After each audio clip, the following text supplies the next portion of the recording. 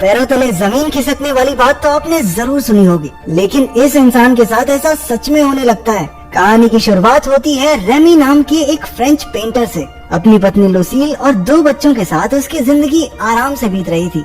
एक दिन बच्चों के साथ खेलते हुए रेमी ने देखा कि वो अचानक कुर्सी में धंस रहा है। वो फटाफट खड़ा हो गया, लेकिन ये अजीब चीज उसके दिमाग में काफी देर तक चलती रही। उस दिन से उसके साथ ऐसी अजीब चीजें लगातार होने लगी। कभी वो अपने सोफे में धंसने लगता और कभी तो सोते हुए जैसे बेड ही उसे निगलना चाहता हो। उसे इस चीज की वजह समझ में नहीं आ रही थी, तो उसने सोचा कि शायद ये उसके दिमाग का वहम है। एक दिन रेमी अपने बच्चों के साथ स्टूडियो में था। गलती से वो पानी का नल बंद करना भूल गया, जिससे पूरा का पूरा स्टूडियो पानी में डूब गया। इस छोटी सी गलती की वजह से उसका पूरा करियर बर्बाद हो चुका था। उसने कुछ बची खुची पेंटिंग्स को बचाने की कोशिश की, लेकिन उसी वक्त वो फिर से जमीन में धंसने लगा। इस बार वो खुद को बाहर नहीं खींच पाया और किसी दूसरी दुनिया के समंदर में पहुंच गया। इस दुनिया में 1 नहीं 2 नहीं बल्कि 3 सूरज थे। तभी कुछ आदिवासियों ने उसे देख लिया और उसकी तरफ तेजी से भागने लगे। रेमी घबराकर पीछे हट गया और उसे वापस किसी ने पानी में खींच लिया। अगले ही पल वो अपनी दुनिया में वापस था। रेमी जानता था कि ये सिर्फ एक सपना नहीं हो सकता।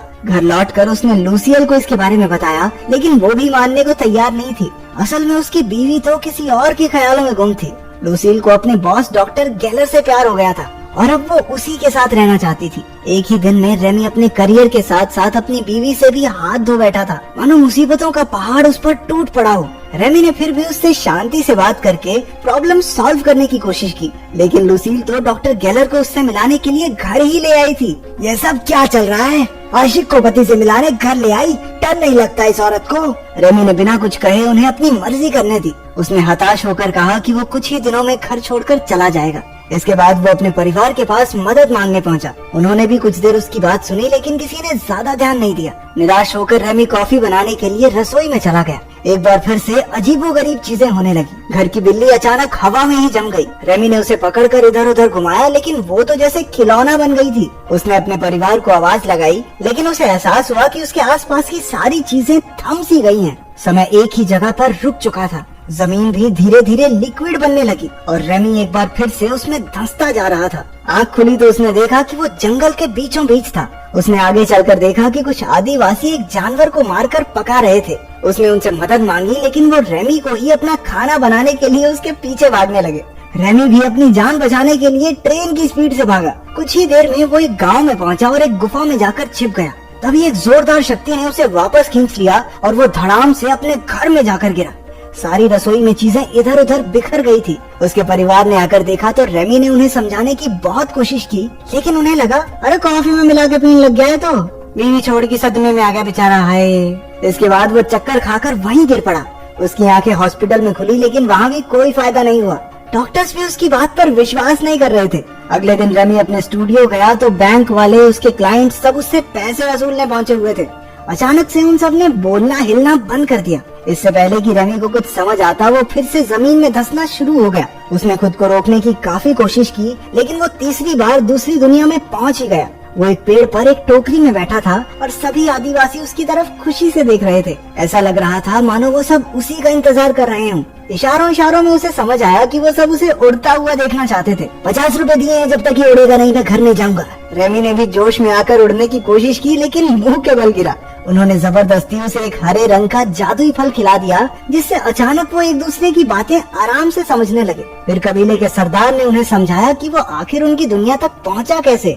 असल में सभी आदिवासी जोटैन नाम के एक भयानक राक्षस से परेशान थे। वो किसी को भी उठाता और मारकर खा जाता था।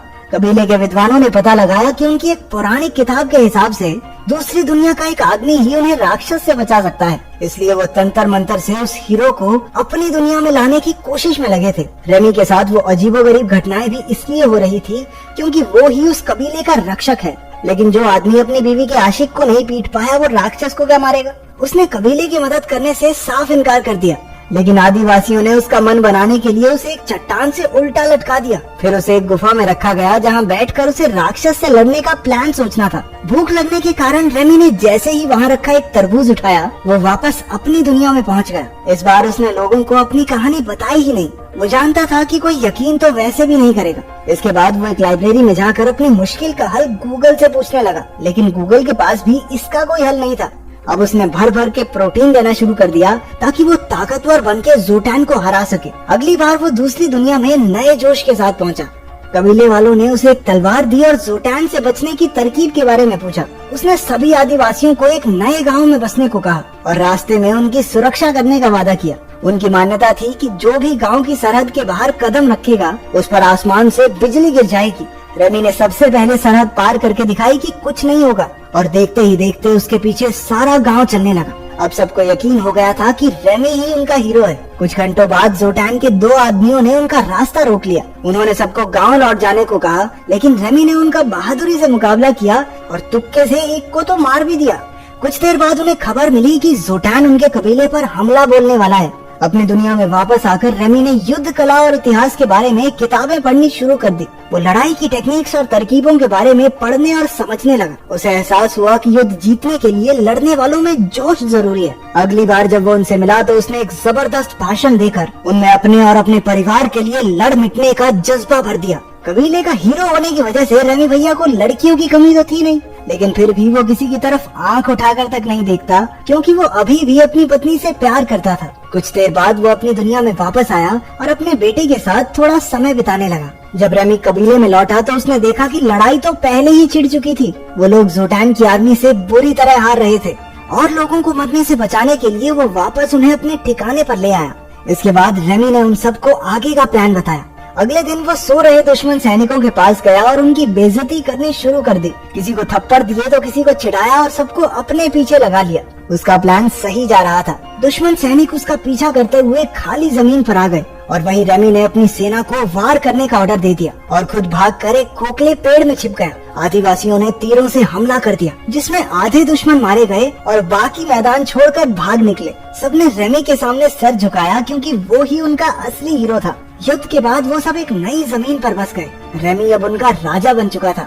अपनी मॉडर्न नॉलेज से उसने गांव में काफी नई नई चीजें बनवाई। धीरे धीरे उन्होंने बहुत तरक्की कर ली। वहाँ रेमी को एक भगवान की तरह पूजा जाता और वो हर समय लड़कियों से घिरा रहता। वहाँ रहकर उसने एक मोनालिसा जैसी पेंटिंग भी बना दी। देखते ही देखते 6 महीने बीत गए और इतने समय से राजा रहने के बाद रेमी थोड़ा बदल चुका था। पहले वो लुसील के बॉयफ्रेंड गैलर से डरता था, लेकिन अब तो उसे देखकर गैलर के पसीने छूट जाते थे। एक दिन उन दोनों में हाथापाई भी हो गई और उसे पीट कर रेमी को बहुत शांति मिली। वक्त के साथ साथ रेमी की सफलता उसके सर पर चढ़ गई थी। वो अपने लोगों के साथ गुलामों जैसा बर्ताव करने लगा। लोगों ने कुछ महीनों तक तो चुपचाप उसके ऑर्डर्स माने, लेकिन बाद में उन्होंने उसके खिलाफ बोलना शुरू कर दिया। जब रेमी को इसकी भनक लगी तो उसने लोगों से बात करने की कोशिश की। उन्होंने कहा कि वो उनसे काम ज्यादा करवाता है और पैसे बहुत कम मिलते हैं। अब उन्हें आलीशान महलों की नहीं बल्कि लोगों की जिंदगी सुधारने की जरूरत है। रेमी ने उनसे समझौता करने की कोशिश भी की, लेकिन कोई फायदा नहीं हुआ। अब पानी उनके सर से ऊपर जा चुका था। विरोधियों ने उसे बंदी बनाकर गांव से बाहर फेंक दिया। इस घटना के बाद उसने अपना सबक सीख लिया था। अपनी दुनिया में वापस आकर रेमी ने एक दोस्त से मदद मांगी ताकि वो फिर से अपना स्टूडियो शुरू कर सके। उसने घमंड को अपनी जिंदगी से बिल्कुल निकाल फेंका। उसकी जिंदगी में डेल्फीन नाम की एक औरत आ गई और दोनों एक दूसरे को पसंद करने लगे। लेकिन जैसे ही डेल्फीन ने पहली बार रेमी को किस किया, वो एक बार फिर से दूसरी दुनिया में पहुंच गया। गांव के लोगों ने एक बार फिर से उसे बुलाया था क्योंकि मान्यता पूरी करने के लिए जोटैन को मारना जरूरी है। हालांकि रेमी इस सब में नहीं पड़ना चाहता था, लेकिन उन लोगों ने जबरदस्ती उसे जोटैन की गुफा में धक्का दे दिया। लड़ाई के दौरान ऐसा लगने लगा कि अब तो रेमी की खैर नहीं। उसने भाला उठाकर यूं ही कहीं भी फेंक दिया और वो सीधा जाकर जोटैन की छाती में लगा। राक्षस को मरा हुआ देखकर सभी खुशी से झूम उठे और आखिरी रस्म की तैयारी शुरू हो गई। असल में आखिरी रस्म ये है कि उन्हें रेमी को मारकर खाना होगा। जैसे ही रेमी को पता चला वो जान बचाकर जंगल की तरफ भागा, लेकिन जिस बुढ़े ने उसे तंत्र मंत्र से इस दुनिया में खींचा था उसने एक तिलस्मी चीज को आग में फेंक दिया, जिसके बर्बाद होते ही रेमी कभी अपनी दुनिया में लौट नहीं पाएगा। वो जल्द ही पकड़ा गया और मरने ही वाला था, लेकिन भीड़ में मौजूद कुछ लोगों ने उस जलती हुई तिलस्मी चीज को उठाकर पानी में फेंक दिया। इसी वजह से वो वापस अपने परिवार के पास अस्पताल में पहुंच गया। लुसील और डेल्फीन दोनों वहीं मौजूद थी। जब डेल्फीन को पता चला कि उनका डाइवोर्स अभी फाइनल नहीं हुआ है, तो उसने फिलहाल रेमी से दूर रहना ही सही समझा। उसे मरता देखकर लुसील को एहसास हुआ कि वो अब भी रेमी से ही प्यार करती है और वो बॉस के साथ चक्कर तो उसकी बहुत बड़ी गलती थी। कितनी दोगली औरत है ये। लेकिन अपने सख्त लौंडे रेमी ने कहा, ओके दीदी बाय। उधर दूसरी दुनिया में आदिवासियों ने रेमी का बहुत बड़ा स्टैचू बनाकर अपने हीरो के रूप में उसे याद किया। आखिर में हम देखते हैं कि लुसील और रेमी एक बीच पर अपने बच्चों के साथ थे। उन्होंने एक बार फिर से एक नई जिंदगी की शुरुआत की। यहाँ अपना रेमी पिघल गया। तो तुम्हारे हिसाब से उसे लुसील पर भरोसा करना चाहिए या नहीं? कमेंट्स में जरूर बताना।